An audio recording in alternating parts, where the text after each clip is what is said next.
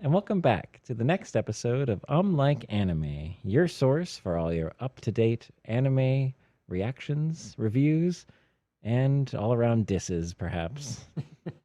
My name's George, and I'm joined with my buddy Tony.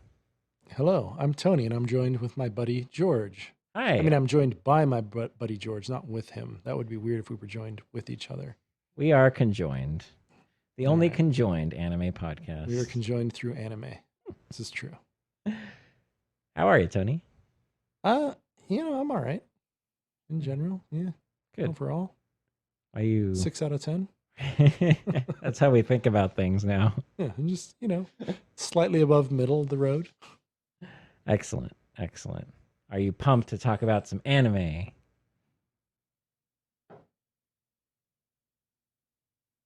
I'm leaving a dramatic pause. I like it. It's very a prego pause. I mean, realistically, it wasn't a dramatic pause. It was mostly me trying to think of something funny to say, and I came up with nothing. So, yes, let's talk about anime. Fix it in post. Fix it in post. No, you should just leave that. Yeah, well, it's fun to just say that and then do nothing. Yeah, just silence. Yeah, so this week we're on what? Sunday, Monday, Tuesday block of our thrice weekly anime podcast. Yeah, And yeah, so I think Sunday the only thing going is Megalobox, at least what we're watching. So yeah. you're watching that. I'm not so much. So I shall kick it off. Yeah, I'm interested in potentially picking it up at some point, but Just a lot of shows going on let right me now. let me hear what you got to say about it and convince me. We'll see. We'll see. I'll just report the facts. I really like this show. I liked the first season. I mean, I caught up on the first season just for the second because I knew it was coming and it's a anticipated show. And I enjoyed the first one, and this one is just I don't know. It's taken it to a unexpected uh, place, and it still makes sense and fits within the context of the first season. But it's really doing it for me. And we pick up where we left off with Joe, Gearless Joe. He's not to give too much away, but he's finally kicked his painkiller addiction, Oh, good.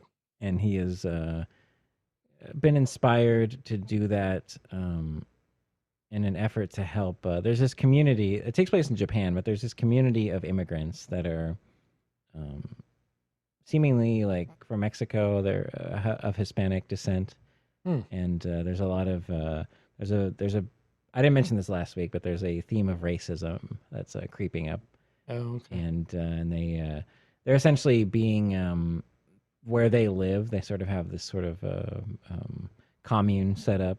They live in a lot of like trailers and kind of just broken down little shacks and makeshift sort of homes that they have set up. But they've been there a while, it seems, and their land is being threatened. This big shot's going to purchase it, and so essentially on paper, it's we got to enter this Megalobox tournament to Mm, win the money yeah. to save our land. And in the beginning, this has nothing to do with Joe, but he's kind of won over by their plight, and they kind of take him in, and he really has no obligation to help them.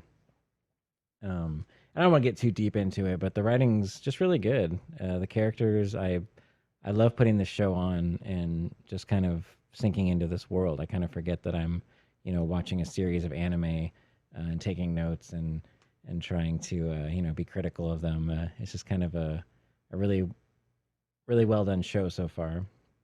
Second season anyway, but yeah, this episode in particular was really emotional. There's a lot of I don't want to get spoilery, but there are some dark things going on along the lines of I mean Joe is going through sort of withdrawals from his painkiller, Mm, just quitting cold turkey, and so there's that.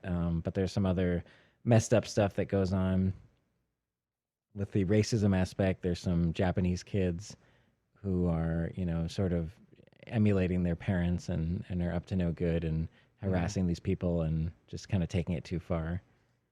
Um, but yeah, I it kind of echoes a little bit of a thing that I liked in those Snow White notes, Mm. which is the shamisen uh, show I talked Yeah. about earlier this week. But it's basically the idea of like what are the reasons that you're pursuing your goals. Why are you doing what you're doing? And so that Joe is similarly to Snow White notes. He's weighing his reasons for why he's doing it. Is that Yeah, essentially, yeah, and he's okay? trying to like we learn a little bit more about what happened with his coach, and just a Mm. little bit. Okay. And I don't want to give that away, but we get a couple glimpses of things that happened, and he's for whatever reason we don't really know yet, but he's blaming himself. Mm. And they hint at it, but So things that happened between season 1 and season 2. yes, Yeah. yeah. I'm not sure what the time skip there is, but yeah, it's Okay. considerable enough that we don't, there's a lot of stuff we don't know yet. But it's doing it in a an interesting way, a gripping way. There's some other shows we've talked about where it's like I don't care enough. These Yeah. reveals aren't satisfying, but this show they are, and they're like this show's just really good. Like it has this whole aesthetic that it's really owning. And like all the so far, I don't remember the first season being like this. Maybe it was, but so far all the episode titles are in Spanish, and Oh, really? yeah, and the Huh. and I don't know if Joe. I think Joe's supposed to be Japanese. I don't really know. Maybe he is supposed to be like part Hispanic. Yeah, I don't remember from the first season if there's. I don't remember if that's a thing. I don't know. Yeah. Yeah, his whole in the when the show first starts, initially first season, the whole thing is like we don't know anything about him. Like he's completely off the grid, doesn't have an ID. It's so it's like he's just like this lone wolf with no pedigree and no history that to speak of. But maybe he does have that. But in the opening and ending themes are very have that sort of pay homage to a more um, Spanish or Mexican. I'm not sure. Mm. Um, Yeah, you mentioned it was like ecstasy of gold. Is that the name of the song? yeah, Ennio Morricone. That intro Yeah. in particular, which I really like, it's like that plus Rumble, Link Ray. Oh, yeah, yeah. Yeah, so it's got that going on, which isn't entirely indebted to um, that culture, but it kind of evokes the aesthetic that Megalobox is going for and plays in nicely, I think, Mm. to what the show's about. But I don't know. There's themes of I wrote down like racism. I mentioned peer pressure with these younger kids. One of the kids from the Hispanic community is friends, in a friend circle with these Japanese kids, and so he's caught in between harassing his own people, Mm. and they're forcing him to make a stand there. Mm. And there's a lot of guilt with Joe about his past, and he connects with this other character who he is now training. So that's what kind of like is Joe Mm. isn't the one fighting in this Megalobox tournament. It's this other guy who is he goes by Chief, but he's kind of like the. Oh, so it's not Rocky 2, it's Rocky 3. I haven't seen any Rocky I don't movies, know. but I think that's inaccurate even. okay. Where the star becomes the coach, Yeah. sort of thing. That's yeah, I think actually Rocky Balboa is when Rocky becomes the coach, but it doesn't matter. But yeah, you get it. And so it's kind of interesting too. Like he is mourning the loss of his coach, and also simultaneously blaming himself for his death. But now he's taking on that role.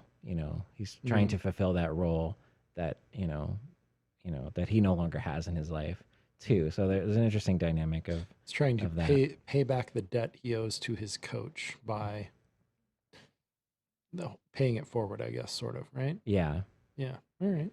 So I don't know. And his guilt is so deep that he's struggling with can I even do that? Is that even Mm. am I redeemable? Sounds like a shonen anime. Yeah. Yeah, I don't really get like a shonen feel to it. It's definitely more like a seinen in that Oh, way, where it's yeah, it could be. it's not playing off of sort of adolescent mindset. It's a Mm. little more mature than that. Hmm. But yeah, I said I was going to keep it brief, and then I kept going to more stuff. But I wrote on here, damn good show. It's now an 8 this season, Oh yeah, or wow, this episode anyway. Ramped it up to an 8 for me. So nice.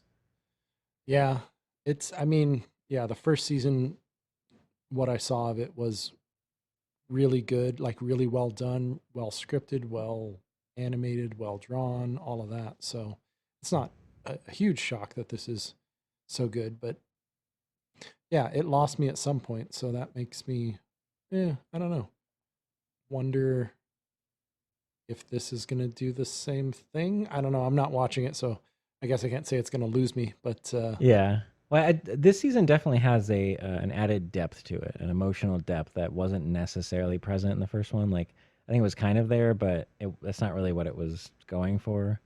I think I said last time, like the first season, I felt like was more of an outward journey, trying to prove himself, just in the mm, world as a nobody. And then this is kind of more of an inward journey where like he's reconciling, you know, all the things he's done and all the baggage he carries. So he's it's sort of proving himself to himself. yeah, Mm, yeah, yeah. Sounds like I might like that better. I don't know. I'm still considering picking this show up. So, um, and you said I don't necessarily need to have finished the first season, so that makes it easier. I don't know. We'll see. We'll see how much time I have. As I keep dropping shows, I'm gonna have more and more time every week, so yeah. it becomes more and more likely I'm gonna add one of these. Uh, yeah. So 8 out of 10 overall. Yeah, that's pretty. I mean, that's higher than I would have rated the original first season myself at any point, even. So, Yeah, the first season I think overall I'd give a solid 7 for me. It's just okay. And consistently so. this is already eclipsed that. Yeah, I mean, we're pretty early in. It's only Mm, third episode. yeah. But yeah,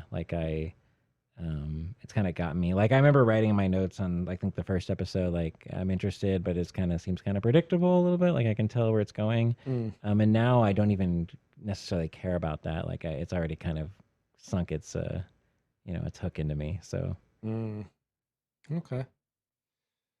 All right. Well, uh, I guess the next show up is Odd Taxi, which, as I recall, you also enjoy quite a lot, yes, as do I. yeah, another one we're both watching. Yeah. So the last episode ended with sort of a cliffhanger, and it was almost immediately resolved in this episode. So not the I don't not know the about immediately, but yeah, it wasn't as dire as it might have appeared, or that it did appear. right, Yeah, right. The cliffhangery aspect of it was gone on almost immediately. But there was something else to it. It's just not, yeah, you know.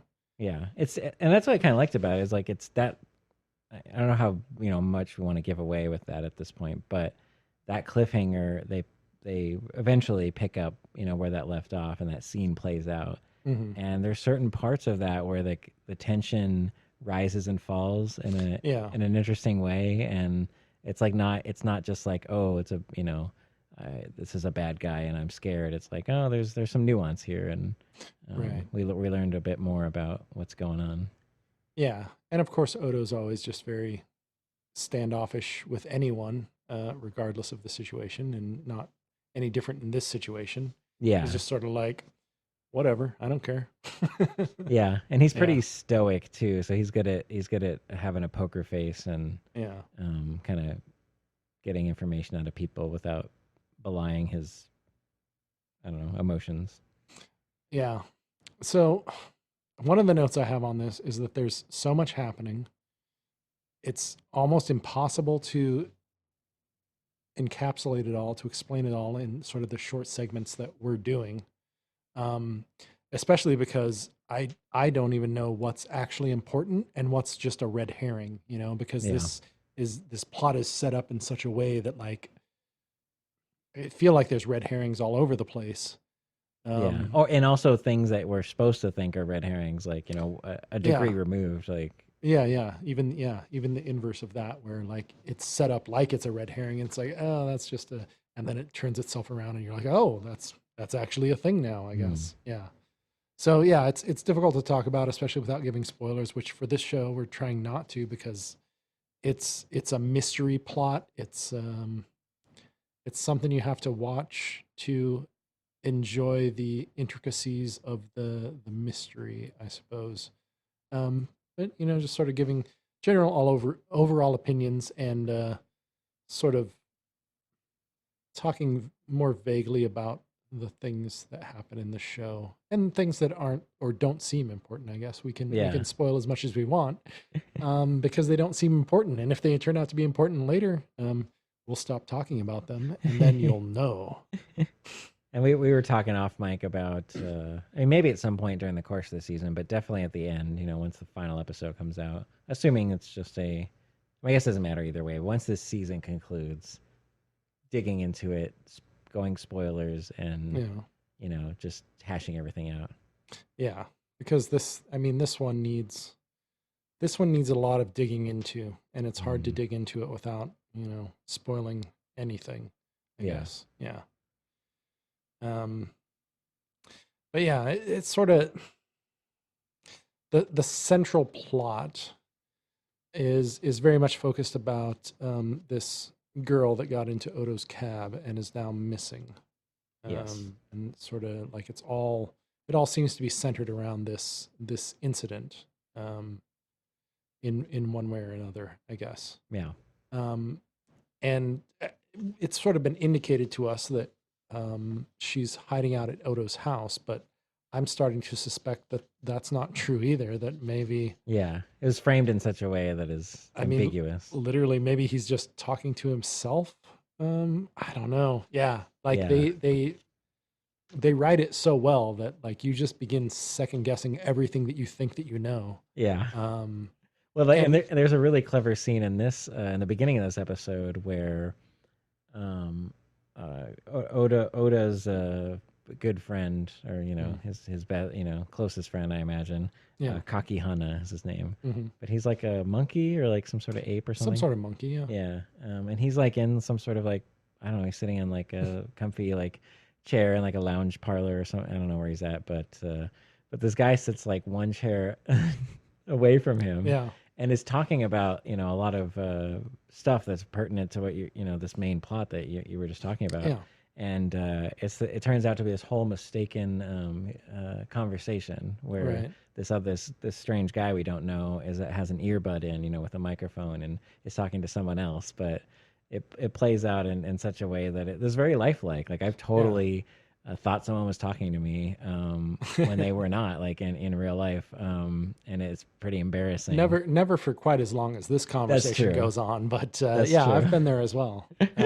And then later we get to see the same conversation again from the point of view of the person that he's actually talking to, Yes. which makes it all the more entertaining when we see Odo's friend in the background, like mouthing the words that the Yeah, like actual we already person's know what he saying. said. Yeah. But then later, we see him. We're just hearing the actual conversation and seeing him mouth, what he said before. Right. Yeah. And it was done so. It's hard to explain, but it was done so wonderfully. Yeah. Yeah. I mean, it was really well done, I think. Yeah. It was really good. So I guess my comments at the end of last episode regarding suspicion of Alpaca-chan, as I am going to refer to her. Do you have her name? I do. Shirakawa. Is her name. Shirakawa. Okay. So my suspicions of her being setting Odo up and not actually interested in him, and just sort of indicating that she is interested in him to draw him in for reasons that we were not yet aware of. I would say those are sort of dashed at this point. She seems authentic in her Really does. admiration of Odokawa. I agree. So yeah, I guess I was wrong about that.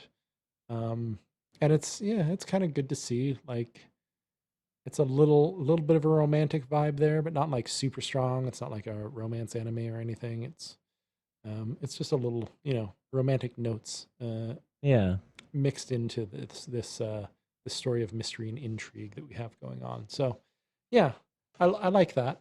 Yeah. I And like that could be another thing of like a red herring that's not really right, like because I'm with you. Because when we were talking about last Mm. week, I was kind of the mindset that she was being genuine, Right. but then you laid out a very compelling argument of all these things that have happened. Like there's medication missing Yeah. from Yeah. the hospital, and like she seems to be, she just seems suspicious at that point in time. Right. And I agreed with that. But yeah, now with this episode, it's like, not that it's been, anything's been out of place or out of character with her, but it's just like, wow, okay, like you do seem genuine, but are you really? I don't know. We've Right. Yeah. already, Oh yeah. No, it's entirely possible that everything they showed us this episode to ease our tension about her Hmm, um is just to literally do that so that they can then turn it back the other way, yeah, like it's that kind of show where it's going back and forth a lot, I think. and it's amusing too because Oda and his buddy, they each have now at this point they each have a girl that they fancy Oh or that yes. fancies Yeah. them that the other friend has like given them so much crap about of like they wouldn't like you and don't you think you're probably mistaken or you lied about your dating profile. Right. It's so funny because they're casting doubt upon each other but while still like having hope for themselves amidst Mm. all this other stuff that's going on. And from our perspective it's like you know like you shouldn't trust anyone but yet they're getting their emotions involved despite that with all this other stuff going on. So Yeah. And I think well, Odo anyway is pretty trusting. I don't know about his friend as much, but I guess to a certain extent, yeah. yeah, he seems a little over eager. Like Otis does seem trusting, but like a little hesitant to jump right in, where Mm. his buddy seems like a little just over Much more eager to willing to just jump into whatever. Yeah. yeah. Yeah, that's true. You jump into a pool of razor blades. Yeah. So yeah, overall, this story is just like I keep talking about these threads that are slowly being, unwound and all connected together in some way that we can't see yet. And yeah, there's like so many that are starting to uncoil, and then there's the underlying coils that we didn't see before. And yeah, and my last note just says, "So good, much wow." Dogecoin. Meme reference. Yeah. Yeah, I like it a lot, and it's very refreshing. Amongst some other shows that we either have dropped at this point or are still watching that also have a lot of threads and Mm. are revealing stuff slowly, but this one is just a cut above. Like it's It's doing it in the right way. yeah, Yeah. yeah. It knows it's taking the audience into much consideration, Yeah. and it's no wonder too that it's an original show. Mhm. So it's not adapting anything, and so it's kind of playing by its own rules. I like that. Yeah. That's true. Yeah, I've got this one at a 7 out of 10, which I think is an upgrade from previous weeks Oh, where I nice. was cruising at a 6. But yeah, 7 still trending upward. I definitely see this probably making an 8 by the end of the season. Mm. I don't know that it's possible to get a 9, but know, maybe Depends on maybe how they stick the landing. it would really have to blow my mind. Yeah. But yeah, it's trending upwards. It's good. It's Mm. getting better. Yeah. Every episode, every scene, even Mm. just it's getting better. Yeah, It's very enjoyable to watch. And We- it looks really good too. we got to see our comedian friends again at the beginning of this episode. Just Yeah. sort of ancillary, not important to the plot or anything like that. But they're still in this show. Yeah. And They that's sort haven't of a theme. disappeared, and yeah, it's like everyone in every episode in their own way. We Mm. didn't see fanboy.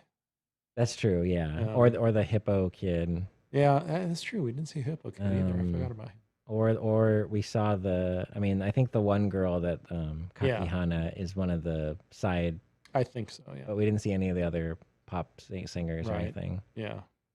So yeah, it's kind of weaving its way through these characters, but it is like you're saying with like the comedy duo, like seeing them or hearing them too. Well, and we had Um, new characters. Well, one anyway. The is he a rhino? What is he? The guy that Kakihana. yeah, Kaki. What is his name? yeah, Kakihana. Kakihana. Okay. Yeah, I think a rhino. Yeah, and he's sort of like a seemingly a gangster mobster kind He of. looks like a rhino, but didn't have a horn or anything, and that's why I was like, what is he? What Yeah. animal is that supposed to be? Yeah, he appears to be a gangster of some sort. Mm. Yeah, the one that Kakihana, monkey friend of Odo, had the imaginary conversation with. Yeah. Yeah, Yeah, and he's seems a little higher up in whatever organization is. orchestrating some things. Yeah, Yeah, and I want to say too, like with the whole animal aspect, is anthropomorphized characters. It's like I often forget. It's like clearly they're each a different animal, but like yeah. while watching it, I often forget that they are these different animals. Like just because I get so engrossed in it, it's not. Yeah, they're all characters, so you just see the character more than you see, Yeah, the animal that they are embodied by, I guess. yeah. It's like the animal just gives you some clues about their personality, Yeah, I think but so. yeah, Intentionally, they're yeah. not entirely indebted to being just that, but Right. because they feel like lived in to me and very Yeah. relatable. Yeah. It's a really good show. If you're not watching it, watch it now. Catch up. Do it. If you are watching it, well, you've made the right choice and continue to enjoy listening to us talk about it. Um, anyway, moving on, we've got Higehiro, I think is next. That's right. Episode 3. And that's So, after being rejected, I shaved and took in a high school runaway. yes, he did all of those things. It's not a lie. So the first line in my notes is opening scene, necessary or unnecessary. So we're back to getting some H vibes like this. Mm. After I watch this episode, I always go online to rate the episodes on a couple different anime websites, and I generally like to read what other people are thinking about the episodes and talking about the episodes and things, or saying about the episodes. And this episode, largely because of the opening scene, I think, seems to be very controversial between people that think they've crossed a line. Uh, it's it's a pretty PG-13 30 seconds of video. Ooh la la. Yeah.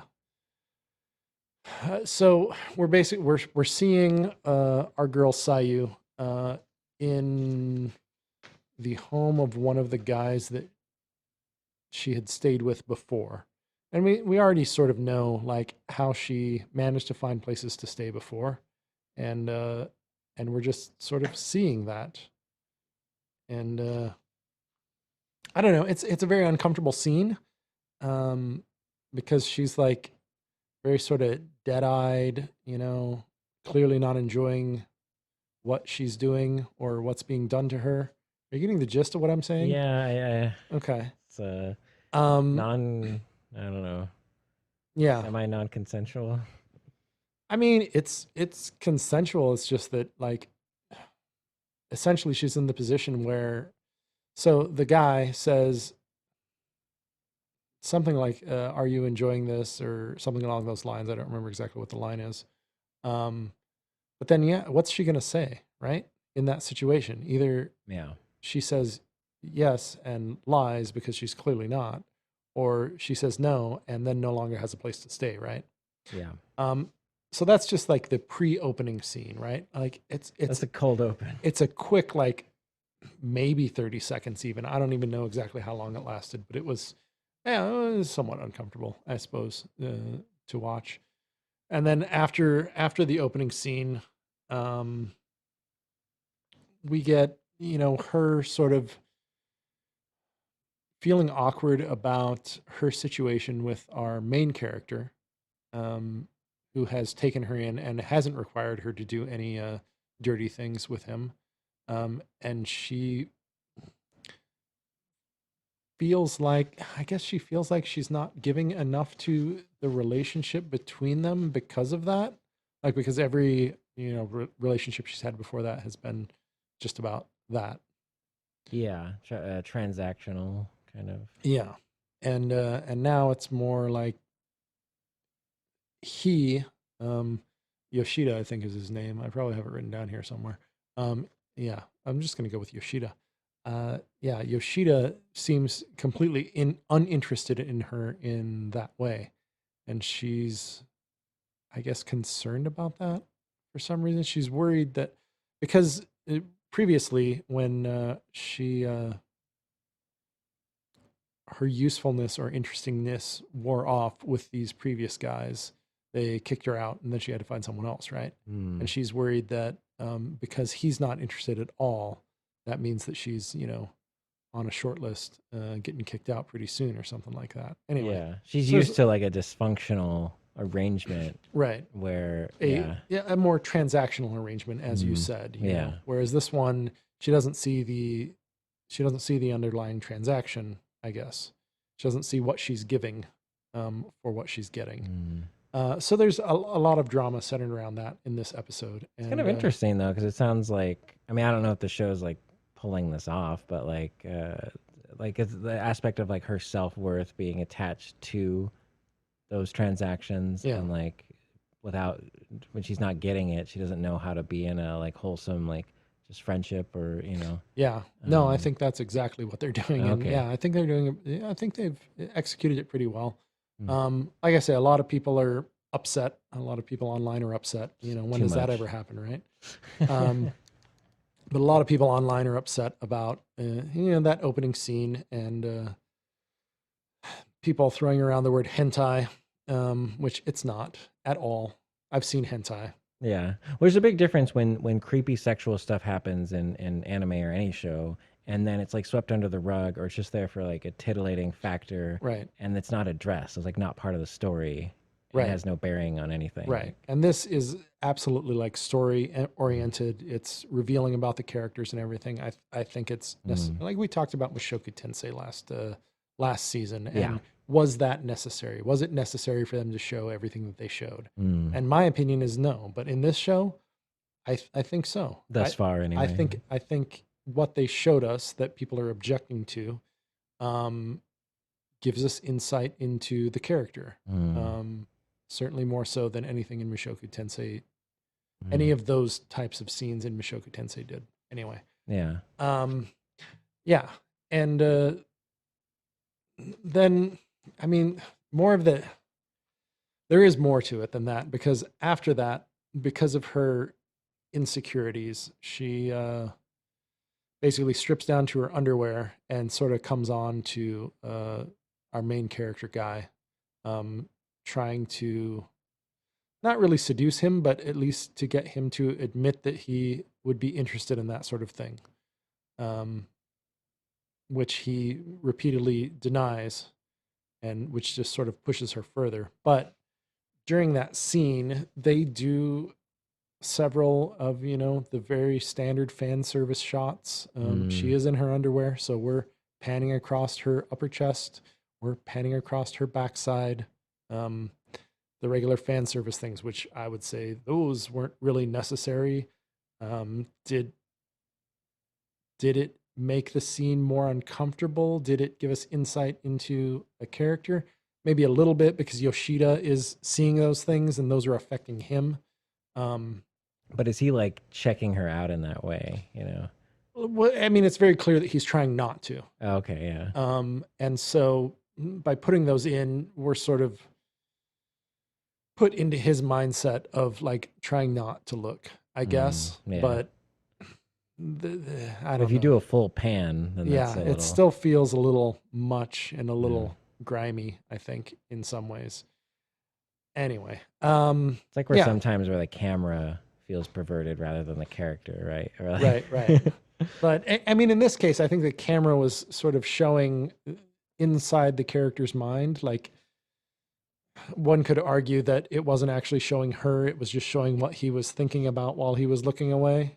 mm, I suppose, but those shots are still there, and they yeah, felt very much like your standard fan service yeah. BS.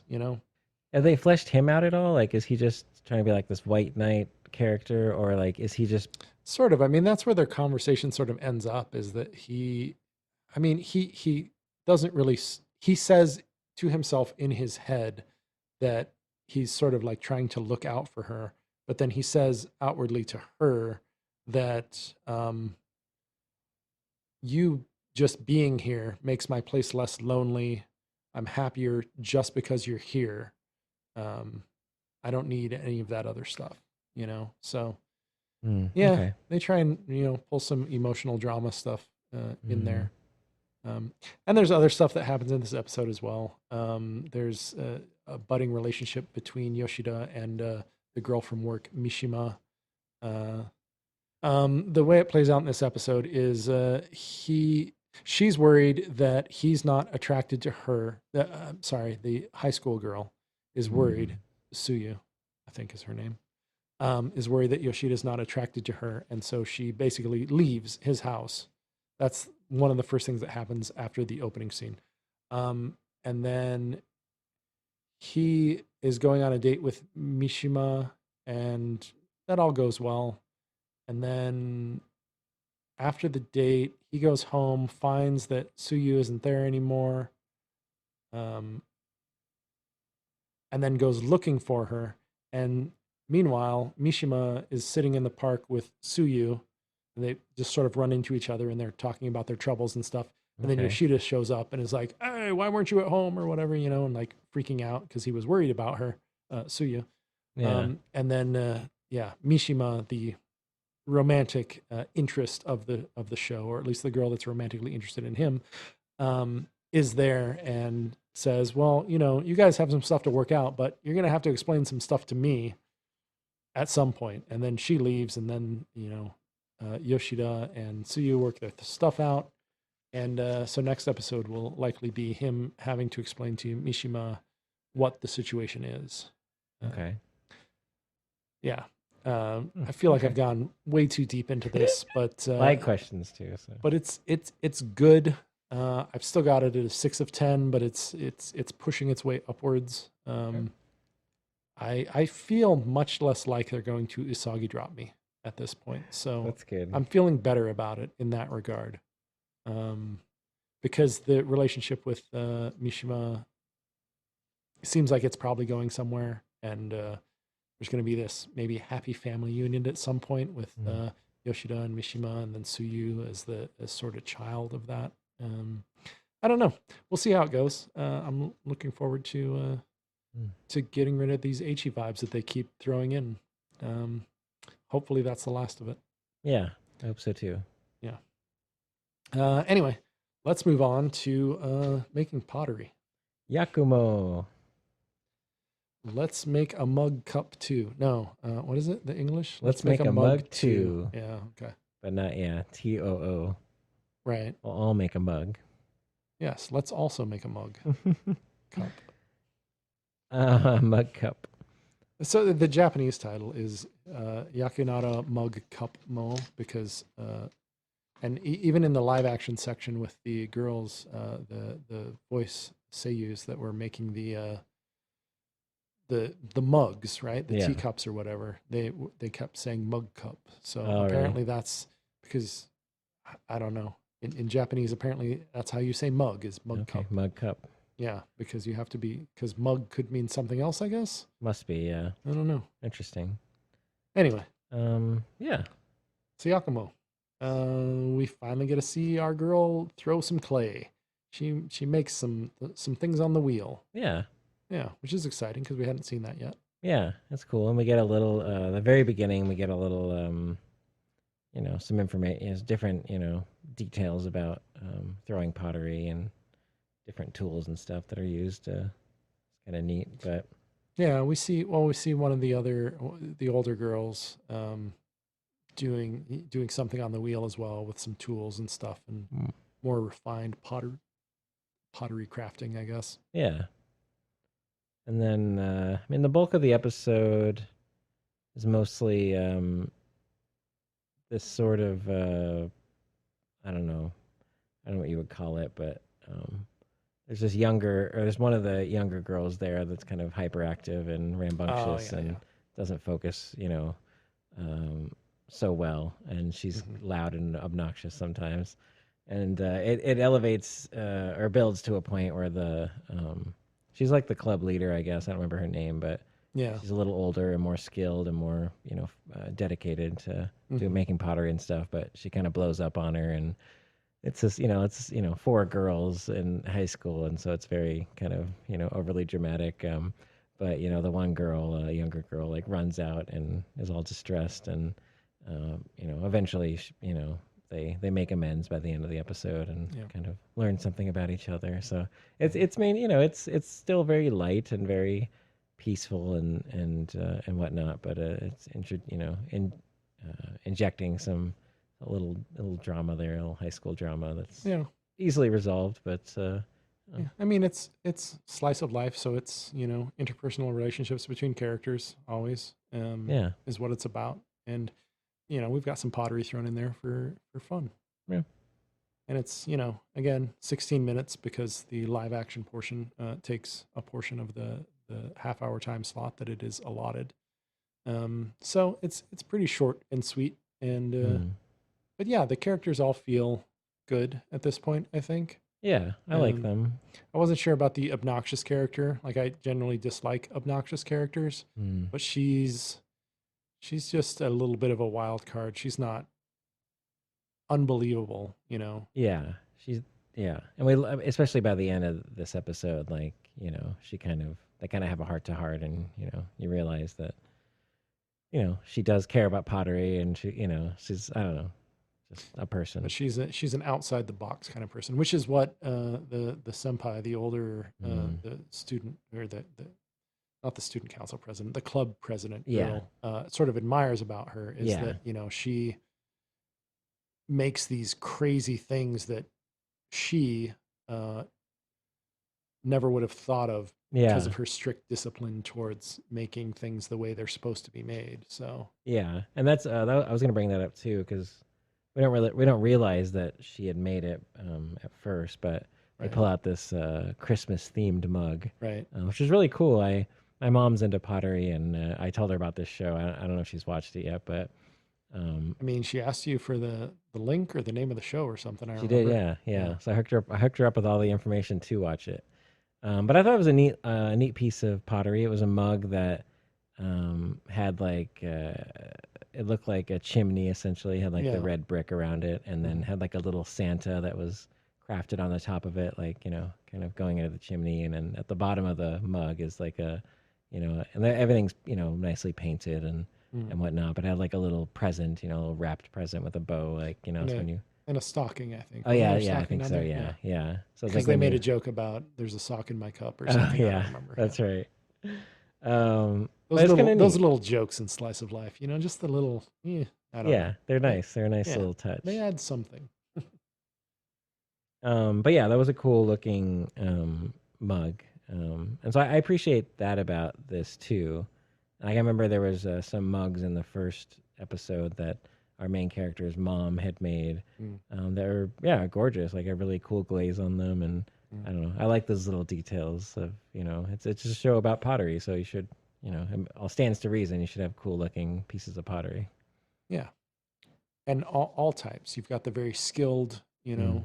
creations of our main character's mother, and then you've got a sort of silly Christmas themed cup with a stocking and a present in the bottom of the part that you drink out of. Yeah, Yeah, you know, yeah, a little of everything. yeah. So yeah, it feels good. It's I don't know. Yeah, I like it. I still like it. I'm probably not going to stop liking it.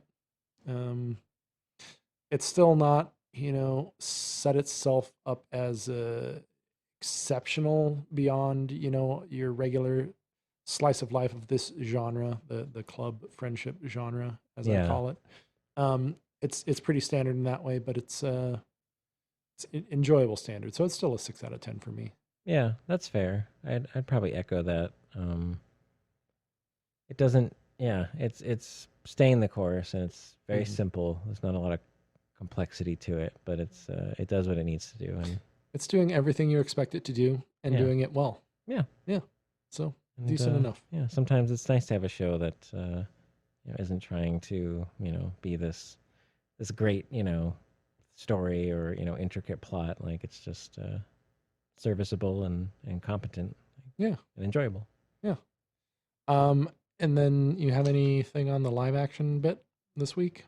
I mean, I watched it. They made little little jewelry or little pottery, like Pendanty sort of things. yeah. Yeah. Um, Ceramic pendants, I guess. I kind of half watched it. I think I don't know. I just had it on, but Yeah. I mean, um, you pretty much described it. That's what they did during the episode. It's more of the same, like, sort of Japanese TV style overreaction stuff that yeah. they do on Japanese TV. Like, look how cute we are, Yeah. and they are cute. Yeah.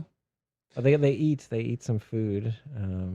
I forget what they ate, but they went to like a local. I do kind of like that aspect of where they're checking all these local places of where the show is set Right. in. I Right. forget the name of it, but Well, their tourism board is going to be very disappointed that you don't remember the name of it because they're paying to get this show made. hey, we're only Um, 3 episodes in. I'm sure by the end I'll be able to tell you. yeah, I don't remember either. So Well, good. it's not up in Aomori, is it? It might be in Aomori. I don't know. Wherever it is, I wouldn't mind going there. I suppose. I wouldn't mind going to Japan. So. Yeah, it's in Japan for sure. Oh yes, Yeah. yes, yes. So Yeah. I'm not going to be picky, but if I got a free trip to that town, let's do it. all right. I don't know about a free trip, but all right. That's enough pottery talk. It was meant to sound like I was saying potty talk, but it didn't work out. I was thinking that'd be a good spinoff, like "Welcome back to Pottery Talk." That's my mom's podcast, Yeah, I yeah, guess. yeah. We'll have to work on that for her. All right. So next up, we have Mars Red. You are not watching this. I am watching this. I'm going to try to be brief. This is episode 3. I really feel, Vampires. yeah, Vampires, 1923. I really feel like this show is taking itself too seriously. Not that it's supposed to be a comedy or anything. It's not taking itself seriously in that way. It just seems to be very much sort of strutting about and patting itself on the back for strutting well, I guess. Like, I don't know. It just, they, a lot of the times characters deliver a line that I guess is supposed to have some impact. And so then they have a long pause after it, but the line doesn't really carry the impact that I think they intend it to. Mm. And so the long pause is just rather unjustified. And I think largely a lot of this is sort of unjustified. Because of that, it's moving really slowly because they spend so much time patting themselves on the back for all the great things that they did. It hasn't really set up enough for me to care about it. They've introduced a number of characters, most that are just standard archetype characters without much depth of any kind. So I don't really care about any of the characters. Maeda is sort of our main guy. He's probably the most interesting, or was anyway. But that was in episode 1. He was interesting, and since then he's sort of lost that interest as well. Like, he's just been very, I don't know, sort of doing his job thing, which is not an interesting thing to watch someone do. Yeah. Going through the motions again. Yeah. So, like, I feel like I don't really know any of the characters well enough, and we're 3 episodes in. Yeah. On top of that, we've got the whole military / political drama that's going on. And it's just sort of draining any momentum that they even build in this whole vampire story that they're trying to do at the same time. Yeah, so I don't really care about any of the characters. So far, I don't even really care about the story. Not that I'm even sure where the story is going Oh, or geez. anything. Yeah, you see where this is going. There are like small bits of intrigue here and there. There's some interesting bits, but those bits don't add up to enough for me. Okay. It's just it's taking too long to unfold what it's trying to do, and it's just, I don't know. It feels so self-congratulatory. Like, they use a lot of the lines that they use are quotes. Like in the subtitles, they put them in quotes. So they're quotes. They're haikus or something. Not haikus. Haiku. Yeah. they're not volleyball animes. They're haikus, or seem to be, maybe, or there's some other sort of quote. And a lot of characters, rather than really revealing anything about themselves or speaking their own lines, are just using these quotes, and those are like the things that are supposed to be like heavy and meaningful and deep, Yeah. and maybe they are on their own, but having a character speak them doesn't make that character any more meaningful or interesting. And It sounds like it's being relied on too much. Like if there was one or two that fit and were yeah, kind of and profound. some of them do hit, with Mm. the characters, with what I know about the characters, but it's still, even then, when they do hit and they make sense with the character, they don't add anything to the character Mm. because those aren't the character's words. Yeah. They're just repeating someone else's words. And that's just, I don't know. Yeah. They've sort of just Lazy. ruined everything about their characters. I don't know. So yeah, clearly this show has been dropped based on how negatively I'm talking about it at this Mm. point. Yeah, it's. I think I was cruising at a 6 out of 10, and this episode just kind of, it didn't do anything, and yeah, so now it just dropped to a 5 of 10, and it's 3 episodes, and I just don't have any more time. I don't have any more time for it, Yeah. basically. You're already watching a lot, so Yeah. it's gotta give you something. I mean, yeah, and one of the other characters. So there were two characters in the first episode that I liked and I was interested in. Maeda, who after the first episode sort of lost all of his characterization that I cared about, and then I forget the other guy's name, but one of the other characters that was introduced in episode 1, who died in episode 2. So he's not there Yeah. anymore. There you Yeah. go. So like, I just have nothing left to care about. Jeez. So yeah. Um, Okay. I mean, yeah. you're just making me pleased with myself for not watching it to begin with. Mm. I mean, I honestly hope that it gets better. It's Mm. just, it's moving so slow. I can't stick with it. If it does get better, someone hopefully will let me know. Yeah. Like it doesn't sound offensively bad, but just um I don't know, tiring. Yeah, it's Just exhausting. That's mm, that's exactly how I feel about watching it. Is yeah. it's just like draining. Like it's draining momentum from itself, and then Mm, like I'm watching it and I'm just like sort of being drained of my desire to watch it or really anything else. Honestly, it's just, no. it's tiring. And you made it 3 in, I think, right? Yeah, that was Yeah, episode so 3. So that's a fair shake as far as I'm concerned. yeah, and it still feels like I said last week. Like I feel like it was still getting its footing last week, and I feel like it still is. But Mm, how long am I going to give it yeah. to get ground under its feet? Yeah. Um, It's like those shows where it's like, "Oh my god, you just got to stick with it till episode 50." yeah, exactly right.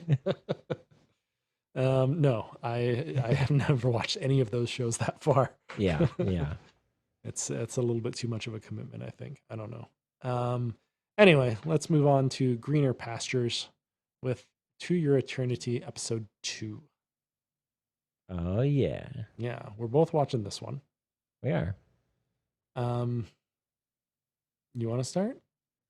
Sure. I mean, we kind of set up the whole premise last week, but just to recap, I suppose, it's this mysterious orb that was created by God, A god, a god, yeah, God in quotes, presumably an immortal of some sort. That yeah, whatever. some Yeah, higher life form. sure. And this orb travels to Earth. And it has this ability where it can become something else. So it becomes a rock, and it's a rock for a while, and then a wolf happens to die right on that rock, so it becomes the wolf. And then it has now become a human. Um, and the first episode we both really liked, is very Yeah, well done. And that was, spoilers. That was the outcome of that episode. And so I was we talked about last week. I was kind of expecting it to be a self-contained, each episode kind of self-contained, exploring the human condition. mm, This being kind of walking around, perhaps becoming other entities, right. and learning things about what it's like to live on Earth and be human, or just to be alive, Mm, as a not that it because it can die, but it just gets eventually regenerated. right. And I don't think you're far off in the learning to Mm. learning what it's like to be human. Like I think we're still going down that road, Yeah. Oh just yeah. probably in a different way than you thought. Yeah, and I was pleasantly surprised because this episode are we diving into what it's about, or are we just keeping it general? I don't know. Oh, I mean, we can. I think we can talk about the events of this episode without there being any significant spoilers. Yeah, I mean, it's not that much has happened still, so Yeah, we're introduced to some new characters, and yeah. uh, yeah, There's a village that, and I mean, he doesn't even make it to this village, but he gets near there.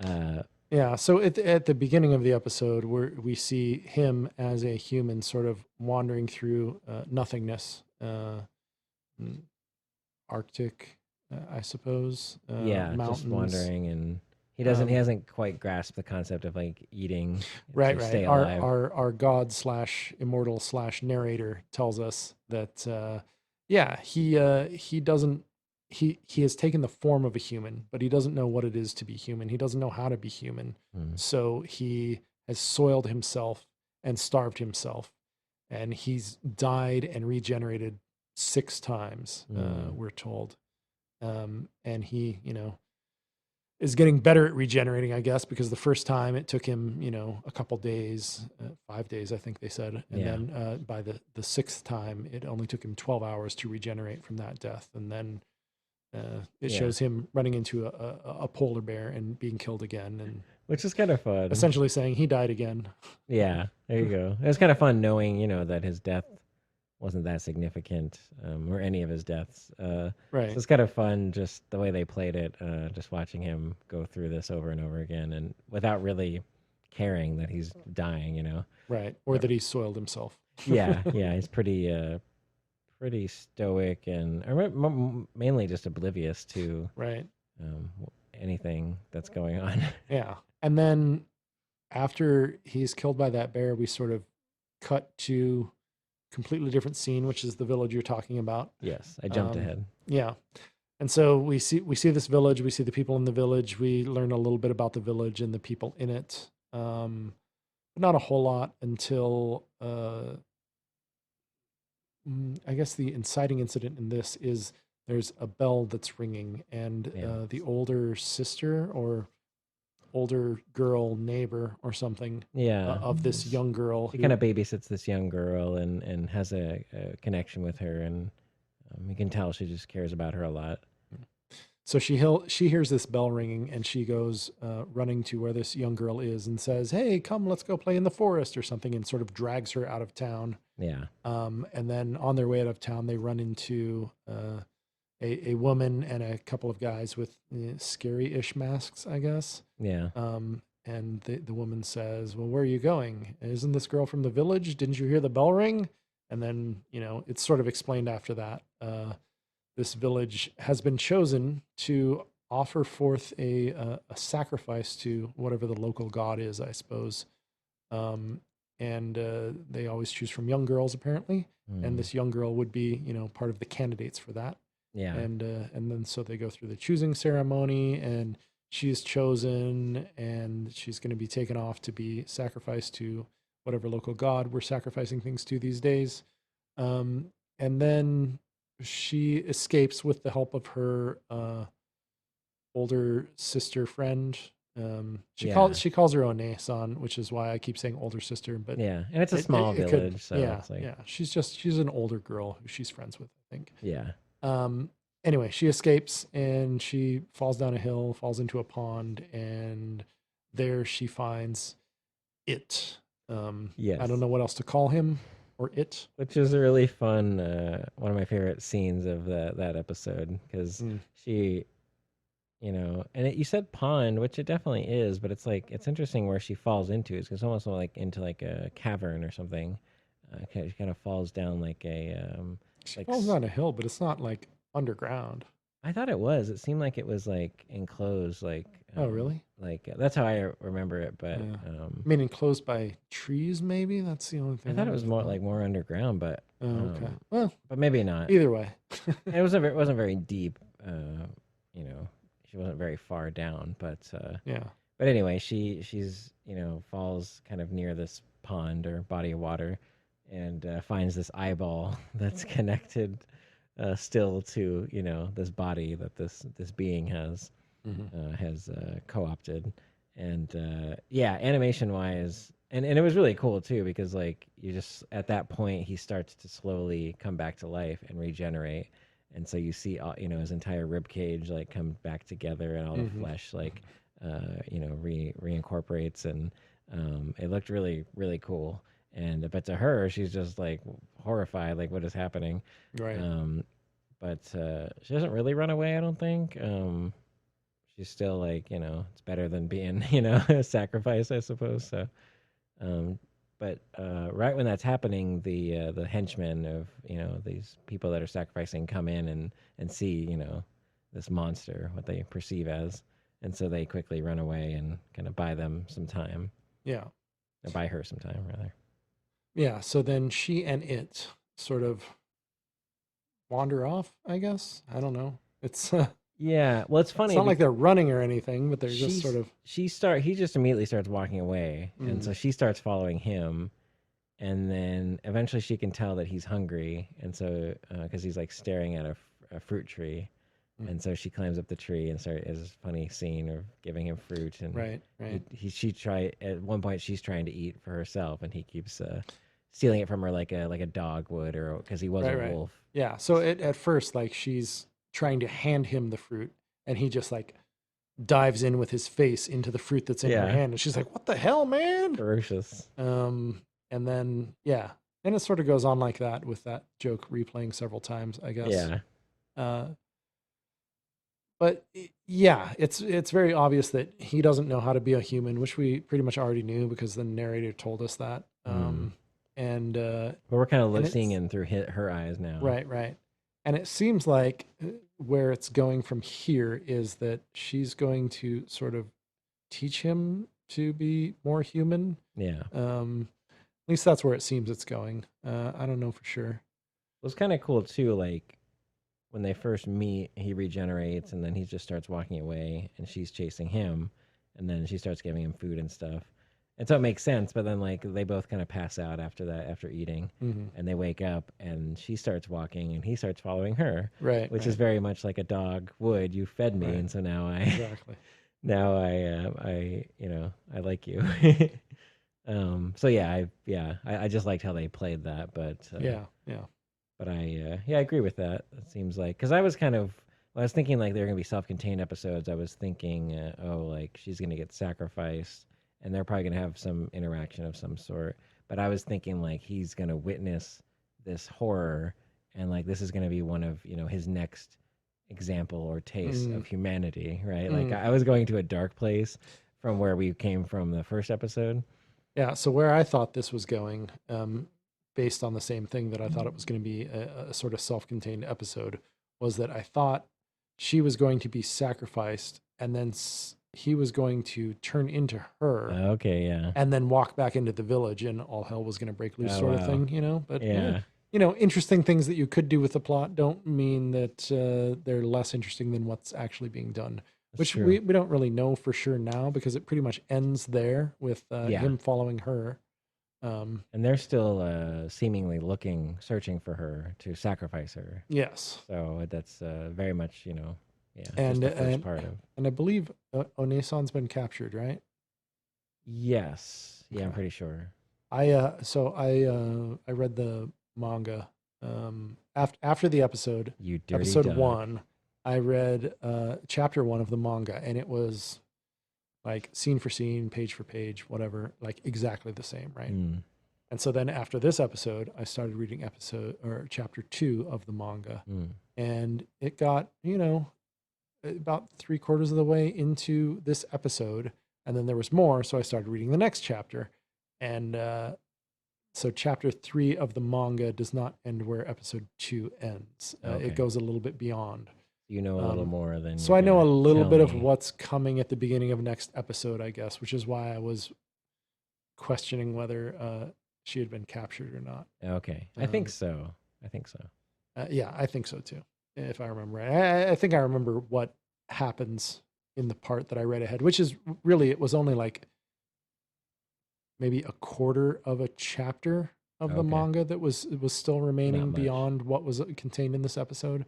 So yeah, just it's interesting why they chose it to end. Why they chose to end it, the anime at this point versus where the manga had It ended. did But seem a little abrupt of an ending, but it wasn't like not that it was bad or anything, but I mean, to be honest, where the third chapter of the manga ends seemed a little abrupt as well. oh, So okay, okay.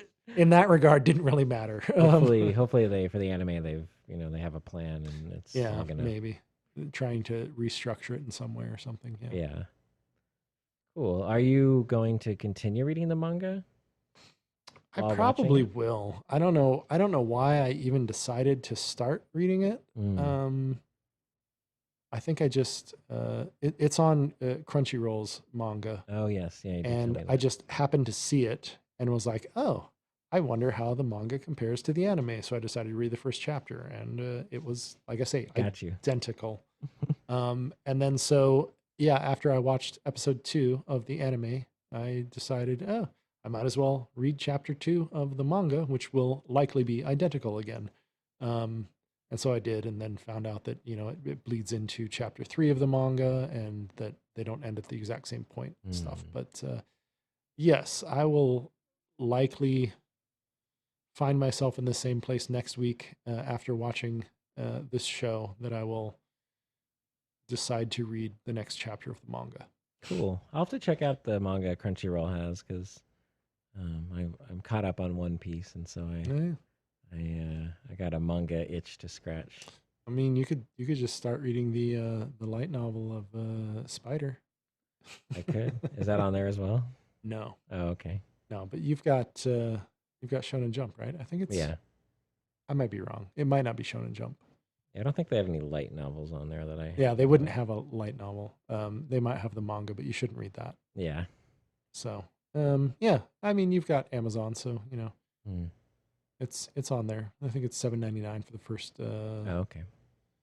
for the I'm not gonna first pay money. volume.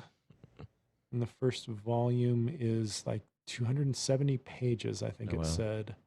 I forget how many chapters it was, but many chapters. Anyway, Mm. um, yeah, you don't have to read it. I probably will. I'll probably buy it all. I've been considering buying the actual print edition of it as Oh well. nice. Just I'll probably still just read the digital edition, but I'll buy the print edition just to put it on the bookshelf. It's like the little check mark saying, "Oh, I read that. Oh, I read that," even though I'm not actually reading the print editions. I don't know. Whatever. Let's move on to our next show, which is known as Gloomy, the Naughty Grizzly, episode 2. So we talked about this last week. It's a 1 minute episode. It is on Crunchyroll. It is very short. It's like reading a Garfield comic. Over before you know it. Yeah, very quick. I really don't have any notes. Nothing much to say. It's short. It's not bad. I'm enjoying watching it. I'm going to continue watching it. I can't really tell you anything that happens in it. I mean, I could, but I would just completely ruin it because it is literally 1 minute long. Yeah. So the plan at this point is to put this in with the O&A block that I'm doing on the Wednesday shows. So shorts and O&As are kind of going to go in there so that we can just do sort of a brief run through of them very quickly. This is something that just could be run through very quickly by saying it's short and it's not bad. Hmm. You have anything to add? No, not really. And we're gonna keep it on the list to talk about. But yeah, I don't imagine there'll be a lot to say. I mean, it's it's comical, very much comical, like you said, like a comic strip.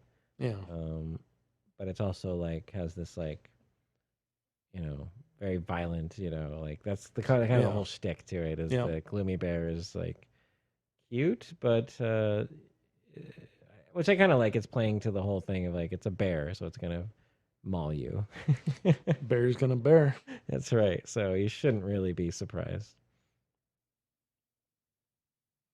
All right. Well, then I guess next up we have the Saint's magic power is omnipotent. That's not how you say that word. Sure, I get what you mean. Yeah. I said that wrongly on purpose. I also said wrongly on purpose.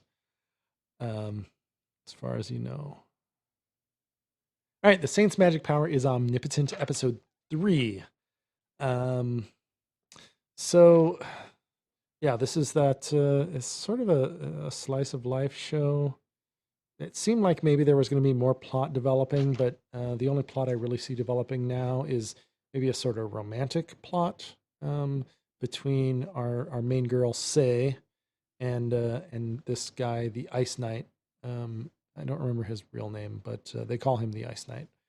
Anyway, so the two of them at the beginning of this episode end up sort of going on a date, sort of unbeknownst to Sei, because she's just invited to go with him, and so she goes, and then afterwards, she's talking to someone else about it, and they're saying, "Oh, well, how was your date with the Ice Knight?" And she's like, "Well, it wasn't really a date. We went to town together.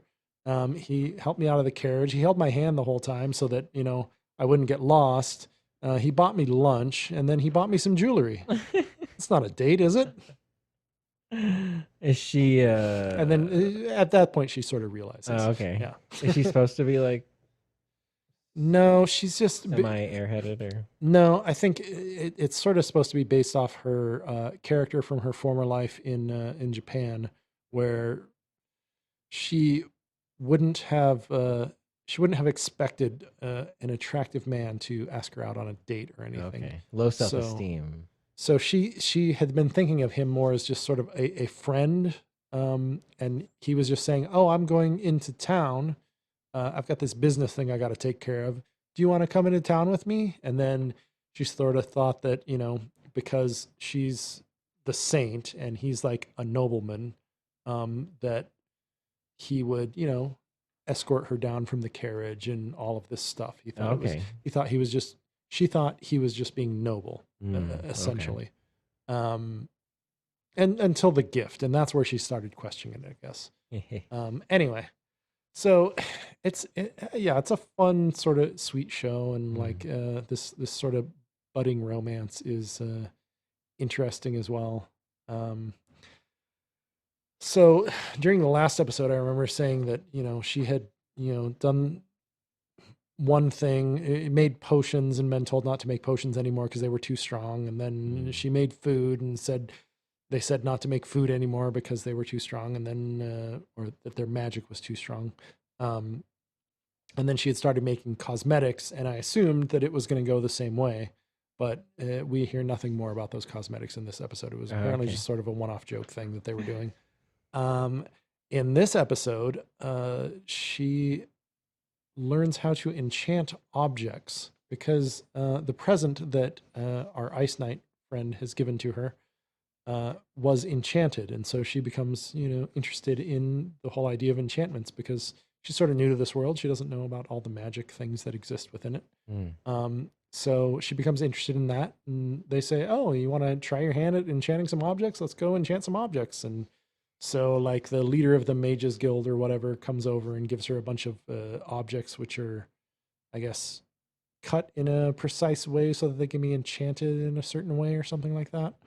And so they're sort of testing her to see how she can do. And she, of course, manages to enchant all of the objects far beyond their expectations with flying colors because she is the saint after all, right? She's so good. Yeah. So later, the head of the Mage Guild returns and says, "Yeah, so all those objects that you enchanted, like, we tried to keep it hush-hush, but apparently, someone around here's got loose lips and told some other people about it. And now the Knight's first battalion wants a bunch of enchanted objects, the same as the ones that you made before. So would you do us a favor and make it? Because all of my other mages, they can't even do this because you're just so much better than everyone else in this world, right?" She put out. No, not at all. She's like, "Oh yeah, sure." But her boss, the guy that she sort of works for at the research guild, says, "Make sure you pay her for what she does. She's not going to do this for free, even though she actually would." So she goes and she enchants all the objects just like they ask her to and everything. And then she says, "Oh, well, for payment, I guess." And then it sort of cuts off, and we cut to a scene of her delivering a present to the Ice Knight, which is it's a pendant that she had made from one of the objects that she enchanted earlier, which provides protection from a whole bunch of stuff. Basically everything. It's protection from everything is what she gave him in a nice, fancy little pendant thing that he can wear. So apparently she also has, some feelings for him. Okay. Even though earlier we're like, she was sort of taken aback by the idea that he had feelings for her. But now that she seems to have realized that that's true, she seems to be reciprocating those feelings. So, Okay. so we're getting into our little romance thing going on here. Yeah. And again, with these slice of lives, I just very much sort of lay out what happened in the episode and maybe offer a little bit of commentary about, what I think is going on and how I feel about it, I guess. But it's hard to talk about these slice of life things. It Like, is. Are you buying this romance? yeah, Okay. yeah, they're selling it pretty good. That's good. Yeah, I really think the Ice Knight is very much interested in her romantically, very clearly. Her at first, she wasn't so much, but largely just because she couldn't believe that he was interested in her, I guess, or she didn't really think about it, I guess is what it was. She was sort of oblivious to the whole idea that he was interested in her. But now that she's sort of realized like, oh yeah, well he could be interested in me, and she's just sort of giving him a gift as sort of repayment for the gift he gave her earlier. Yeah. It could be very easily written off if she wanted it to be, but it's sort of her way of saying, yeah, I'm into this too. Let's do this. Here's this super overpowered gift. Right. I'm at a 7 of 10 on this. I don't remember where I was last week. 6 of 10 probably.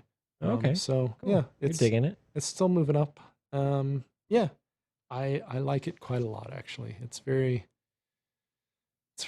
chill and very much like the I've been killing slimes for 300 years that I mentioned before. It's just sort of a chill sort of slice of life, little touch of a Yashike, a little bit more story going on than a normal Yashike. So I don't know. I like all of the characters. Yeah. I'm trying to think of one I don't like. Her friend that she met in the library during the last episode, she makes a brief appearance in this episode as well. I don't dislike her. She's not much other than a place for Sei to sort of exposit her feelings, Yeah. Yeah. So more development on that character would be nice so that she's like a real person instead of just a repository for Sei's feelings, I guess. Yeah, soundboard or something. Yeah. That's all she feels like thus far. But all the other characters are pretty well fleshed out and good. I mean, the background characters, of course, not, but yeah. Right on. And I think that's the end of the list.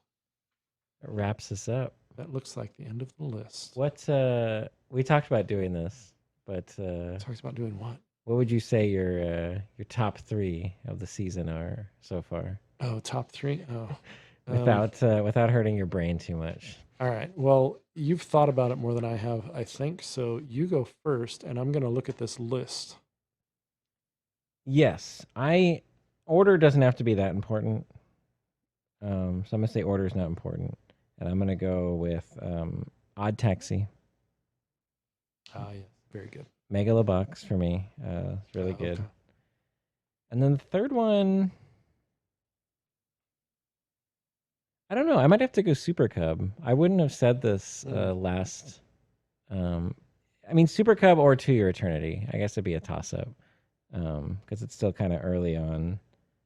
With both of those, we only have 2 episodes in so far. Whereas the other 2 got 3. But yeah, so my third spot is tied. I'll go with that. Yeah, I'm finding myself in a similar position. I'm assuming that I can't take So I'm a Spider, So What? Because that's last season Oh, sure you continuing. can. I'm doing Oh, I can? Megalobox, so I mean second season. So Right, but this isn't a second season. This is just the same season Continuation. continuing, right? that's true. All right. I mean, if you're allowing it, then that sort of changes things. Can I have a top 5 then? It sounds like you like the light novel of that more than the anime. No, that's not true. I like the anime a lot, and that's why I've watched it as much as I have, which then led me to reading the light novel to try and understand more. We shouldn't be talking about this in this episode, though. Yeah, well, This isn't the episode for that. That was we already 4 days we ago. did talk about it. So if you missed that, as a quick recap for you. Anyway, so yeah, the order doesn't matter, you say. Yeah. So I'm gonna start naming things until you tell me to stop. The Saint's magic power. I've been killing slimes for 300 years. So I'm a spider. So what? Super cub. To your eternity. Blue reflection ray. Okay. So the top. I got 5, right? Top 5. 5 or Yeah. 6. That was 5, I think. Okay. All right. I'll take it. I gave 4. Yeah. I mean, blue reflection ray is probably pretty low on that. So I'm a spider is probably higher than where I named it. I was just sort of going back and forth on this. Magic power, killing slime, super cub are all definitely there in the top 3. But so is spider for sure. And Odd Taxi would definitely get an honorable mention. I like that show quite a lot. But it's a different show. Like all of these other shows that I've said, all kind of have a commonality to them, which is the sort of thing that I love in anime. Yeah. Odd Taxi is outside of my normal wheelhouse for anime, I guess, but I mean, it still feels like a slice of life quite a lot. Yeah. All right. It definitely has that element. All right. I'm putting Odd Taxi in too. Top 6, man. All right. Yeah, Top okay. 6. Well, I guess. Can I have a top 15? Because I think I've got. I guess the only other one I would throw in there is probably Snow White Notes. So that would give me my top 5. Yeah. And if I actually watch that, it might make my top 10 as well. Perhaps. Yeah. So tune in till next week to find out. Wait, did I mention One Piece? Does One Piece count? Can I count One Piece? Are you caught up? Well, I mean, through episode 12. I guess, yeah, it's something we covered this season. So. I'm going to put everything tied for first place, except for the things that I've dropped. Well, if that was your plan, you should have saved a lot of time. And just kidding. You're funny. What's the worst anime you've watched this season? I mean, Joran. I dropped it. Is that the only one you've dropped? I think I dropped something else, but I can't remember. Oh, maybe. I don't remember. The only one that's coming to mind. Joran was like so promising though. Yeah. And like looked good in so many ways and not great in some other ways. It was a hard one to drop. Like I had to give it 3 for me before I was like, okay, like I'm done. Yeah, Joran was just like a disappointment. I mean, the worst thing that I've watched was Koikimo. Oh. Whatever the hell the English name of that one is. Yeah. It was just like, ugh. Yeah. I think that was the worst one. Not Vivi, as some might expect. Our one YouTube comment. Yeah, and to clarify, in case that that commenter is listening to this, which he said he's not going to be, but that's all right. I did say that I found the plot confusing, and that was inaccurate and incorrect in some ways. It's not that the plot itself was confusing. I understood everything that was happening in the show. The thing that I found confusing was why. Character motivations just weren't right. They weren't there. Yeah, so weren't adding up. that does it for us this week. Thanks for listening. Thanks for your comments on YouTube and anywhere else that you leave us comments. We are available to be commented at everywhere at Unlike Anime, UMLIKEANIME. Instagram, Facebook, YouTube. What's the other one I usually say? There's Instagram, Facebook. Oh, Twitter. Yeah. Yes. The at. There's Reddit as well if you're into that. Yeah, there's the Reddit. I'm not very good at keeping the Reddit up to date, so I'm going to try and stop mentioning that now. Thank you for listening. I'm Tony. That's George. He already said bye, but he's going to say it again now.